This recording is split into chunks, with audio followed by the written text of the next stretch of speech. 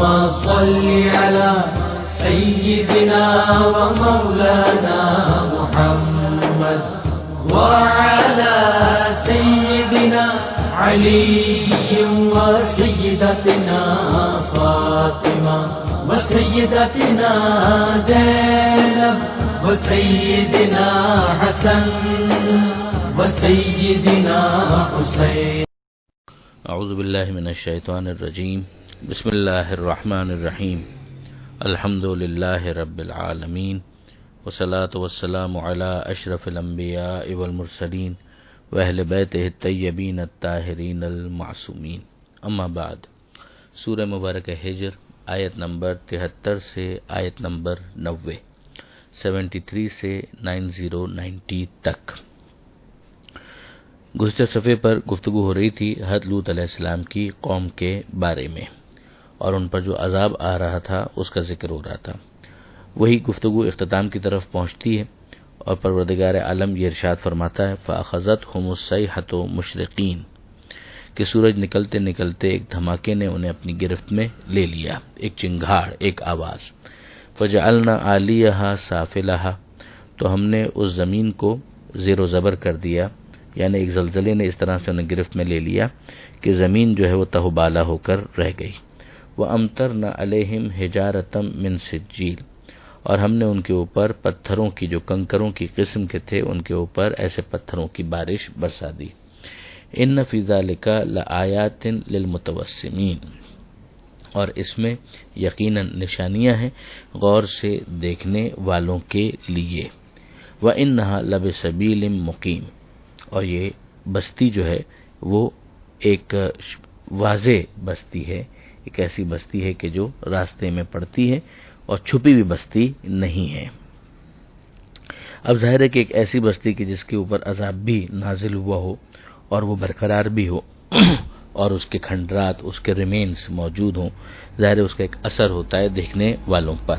یہ کہا گیا کہ شام کے راستے پر یہ بستی موجود تھی، اور اٹلس جو قرآن مجید کے مختلف مقامات کے حوالے سے مرتب کیے گئے ہیں اور جو ڈاکومنٹریز تیار کی گئی ہیں اس میں بھی اس کے حوالے سے دیکھا جا سکتا ہے اور اس کو مزید آبزرو کیا جا سکتا ہے جا کر بھی، اور جو ڈاکومنٹریز ہیں ان کو اگر دیکھا جائے تو بھی ایک اثر انسان کے اوپر پڑتا ہے.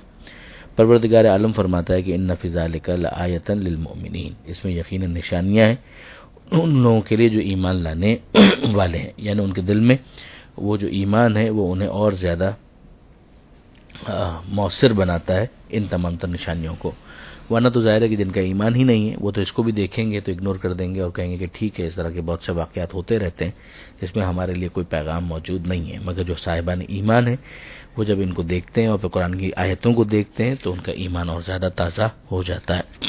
یہاں پر پروردگار عالم قوم لوط علیہ السلام کا ذکر مکمل کر کے پھر ذکر کرتا ہے اصحاب الایکہ کا.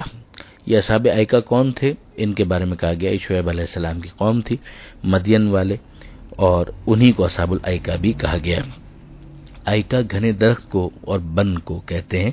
مدین کا علاقہ زرخیز تھا، پاس ہی گھنا جنگل تھا، اس لیے اہل ایکہ ان کو کہا گیا.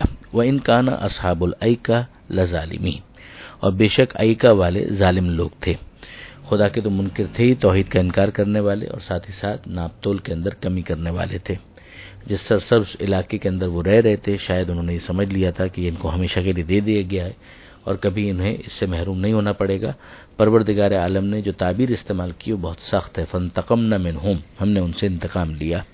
وَإِنَّهُمَا لَبِإِمَامٍ مُبِينٍ اور یہ دونوں ظاہر راستے پر موجود تھے. قوم لوط اور مدین والے، ایکہ والے، ان دونوں کے بارے میں کہا گیا کہ یہ لوگ ایک ایسے راستے پر رہ رہے تھے کہ جو بالکل ظاہر تھا. اب ظاہر کے بعد والوں کے لیے ان کو ٹریس کرنا آسان تھا، کم سے کم جب یہ آیت نازل ہو رہی تھی اس موقع پر کہ شام کے راستے پر یہ دونوں بستیاں آتی تھیں. اس سے زیادہ اس کی ڈیٹیل یہاں پر بیان نہیں کی گئی. پھر اس کے بعد پروردگار عالم نے ذکر کیا ہے اصحاب الحجر کا، قوم سمود کا، جن کو اصحاب الحجر یہاں پر کہا گیا اور اسی نسبت سے اس سورہ کا نام پڑا سورہ حجر. اور اس کی وجہ بعض مفسرین نے یہ بیان کی کہ جو اسی آیت کے اندر آگے آ بھی رہی ہے آیتوں کے سلسلے میں، کہ چونکہ یہ لوگ پتھروں کو تراش کر گھر بنا لیا کرتے تھے، پہاڑوں کو تراش کر، اس وجہ سے ان کو اصحاب الحجر کہا گیا اور ان کے علاقے کا نام حجر پڑ گیا۔ وَلَقَدْ كَذَّبَ أَصْحَابُ الْحِجْرِ الْمُرْسَلِينَ، اور یقیناً جھٹلایا اصحاب الحجر نے مرسلین کو، یعنی سمود علیہ السلام کی قوم سمود نے رسولوں کو جھٹلایا۔ یہ بھی ایک بحث کی گئی اور بہت خوب بحث ہے یہ بھی، کہ جب کہ رسول ایک ہی آئے تھے وہاں پر جناب صالح علیہ السلام، تو پھر مرسلین کے جھٹلانے کا مطلب کیا ہے؟ مطلب یہی ہے کہ چونکہ انبیاء کا جو پیغام ہے وہ متحد ہے، متفق ہے، جو اصول پیغام ہے وہ توحید کا ہے، تو ایک نبی کو جھٹلانا ایسا ہی ہے کہ جیسے تمام انبیاء کو جھٹلا دیا گیا۔ وَلَقَدْ كَذَّبَ أَصْحَابُ الْحِجْرِ الْمُرْسَلِينَ، ہجر والوں نے پیغمبروں کو جھٹلایا۔ وَآتَيْنَاهُمْ آيَاتِنَا فَكَانُوا عَنْهَا مُعْرِضِينَ، ہم نے ان کو دی اپنی نشانیاں، فَكَانُوا عَنْهَا مُعْرِضِينَ، تو وہ اس سے روگردانی کرنے والے ثابت ہوئے، یعنی انہوں نے توجہ نہیں کی، ہیٹ نہیں کیا، بالکل بھی اس کے اوپر سنجیدگی کا مظاہرہ نہیں کیا، بلکہ اس کو اگنور کیا۔ فَكَانُوا عَنْهَا مُعْرِضِينَ وَكَانُوا يَنْحِتُونَ مِنَ الْجِبَالِ بُيُوتًا آمِنِينَ، اور وہ پہاڑوں کو تراش کر اطمینان کے ساتھ گھر بناتے تھے، یعنی دنیا کے بارے میں تو اس حد تک انہوں نے ترقی کر لی کہ پہاڑوں کو تراش کر بھی گھر بنا لیتے تھے، سکون کے ساتھ اس میں رہیں اور دنیاوی پریشانیوں کا مقابلہ کر سکیں۔ فَأَخَذَتْهُمُ الصَّيْحَةُ مُصْبِحِينَ، مگر آخرت کے بارے میں ان کی کوئی توجہ نہیں تھی، سنجیدگی نہیں تھی، تو انہیں بھی ایک صیحہ نے، ایک دھماکے نے، ایک چنگاڑ نے صبح ہوتے ہوتے گرفت میں لے لیا۔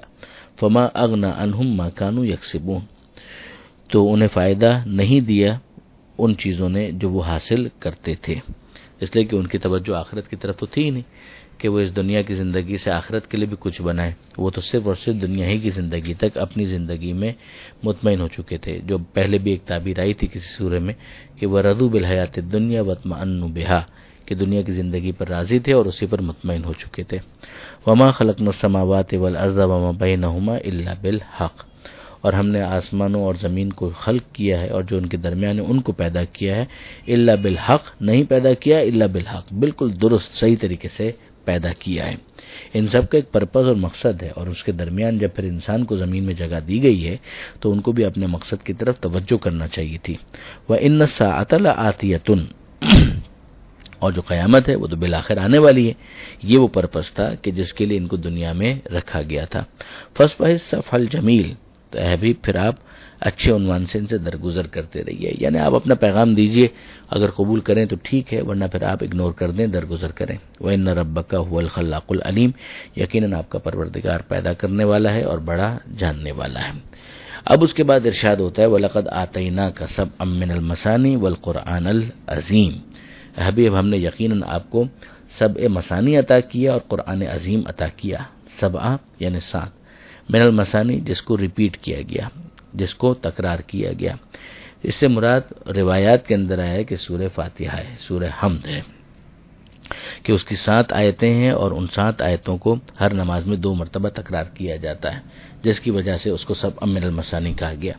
اور اس کی وجہ یہ بھی بیان کی گئی کہ اس کے اندر بعض الفاظ ہیں کہ جن کو تکرار کیا گیا، کہ جیسے بسم اللہ میں اللہ، پھر الرحمن، پھر الرحیم، پھر اس کے بعد الحمدللہ، اللہ کا لفظ پہ تکرار ہو رہا ہے، پھر اس کے بعد الرحمن الرحیم بعد میں آ رہا ہے، واپس تکرار ہو رہا ہے، پھر اہدنا الصراط المستقیم میں لفظ صراط جو ہے وہ آ رہا ہے، اور پھر صراط الذین انعمت علیہم کے اندر پھر اس کو تکرار کیا جا رہا ہے۔ تو یہ وجوہات ہیں اس کو سبع من المثانی کہنے کی، اور اس سے سورہ فاتحہ کی عظمت کے اوپر بڑی تیز روشنی پڑتی ہے کہ پورے قرآن کے ساتھ اس کا الگ سے ذکر کیا جا رہا ہے، جو اس کی واقعاً اہمیت کو سمجھاتا ہے۔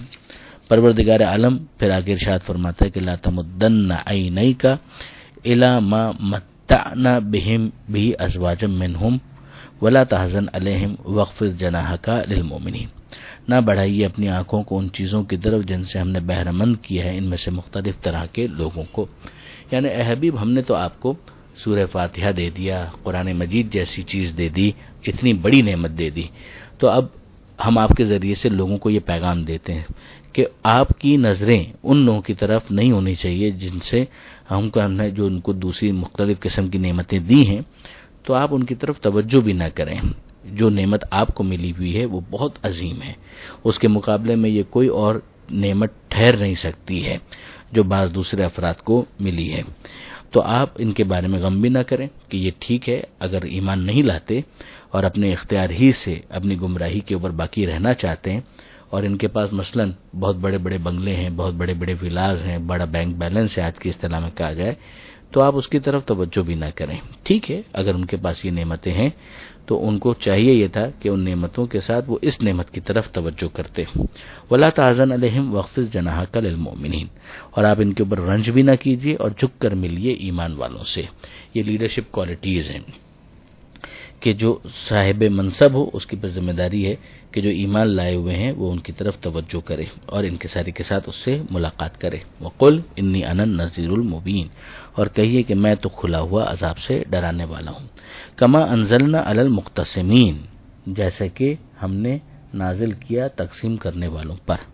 اب یہ تقسیم کرنے والے کون ہیں انہی کی آگے شرح آ رہی ہے، مگر چونکہ صفحہ یہاں پر آیت نمبر 90 پر مکمل ہو رہا ہے، لہذا اس آیت ہی سے ہم اگلے صفحے کی جب بحث شروع کریں گے تو اس کے اوپر کچھ بیان کیا جائے گا. پروردگار عالم سے دعا ہے قرآن پڑھنے، سمجھنے اور عمل کرنے کی توفیق عطا فرما، اور وارث قرآن امام زمانہ کے ظہور میں تعجیل فرما. وآخر دعوانا ان الحمد للہ رب العالمین، والسلام علیکم ورحمۃ اللہ.